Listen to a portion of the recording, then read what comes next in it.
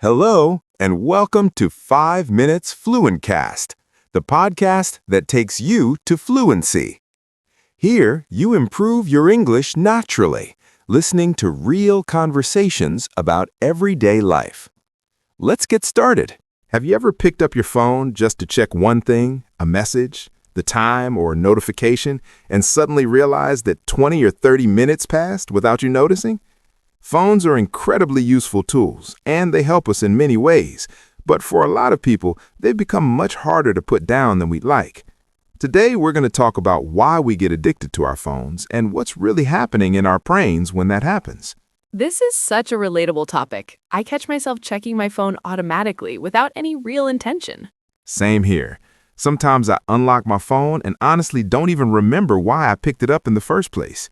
And that automatic behavior is a huge clue. It shows that phone use is no longer always a conscious choice.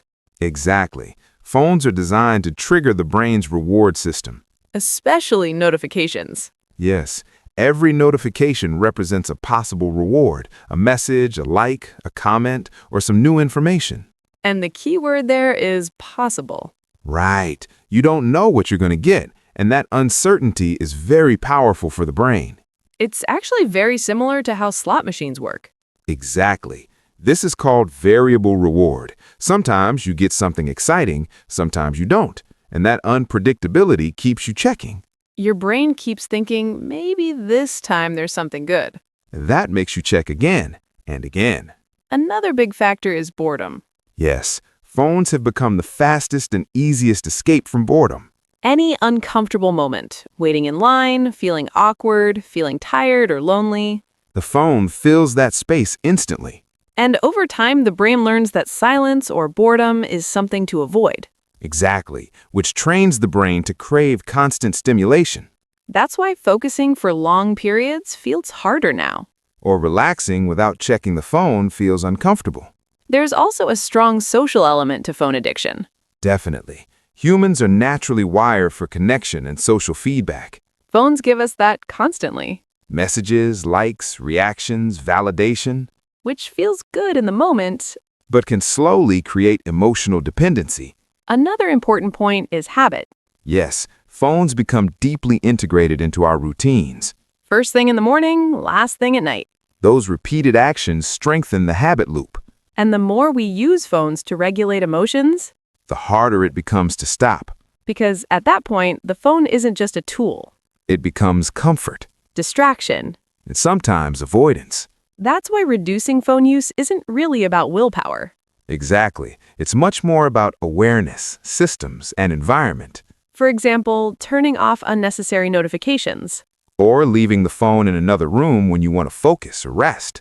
Small changes can create big results. And it's important to say, this isn't about quitting phones completely. It's about using them intentionally. Phone addiction is not a personal failure. It's the result of design, habits, and human psychology. Understanding that reduces guilt. And gives us back some control. Phones themselves aren't the enemy. But our attention is extremely valuable. When we understand how phones affect our brains, we can make better choices. Not by forcing ourselves, but by changing our habits and environment. Because real freedom with technology starts with awareness. Thanks for listening to today's episode. We hope this conversation helped you reflect on your own phone habits. Maybe even put the phone down for a moment today. We'll see you in the next episode of Fluentcast. Take care. Bye. Thanks for listening to this episode of Fluentcast. If you enjoyed this conversation and learned something new, Don't forget to like the video and subscribe to the channel.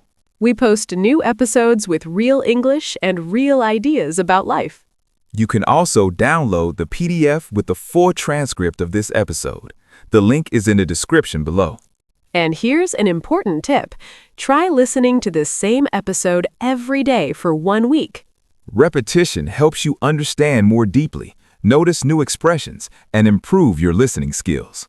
This is how real learning happens, naturally and step by step. See you next time. Bye.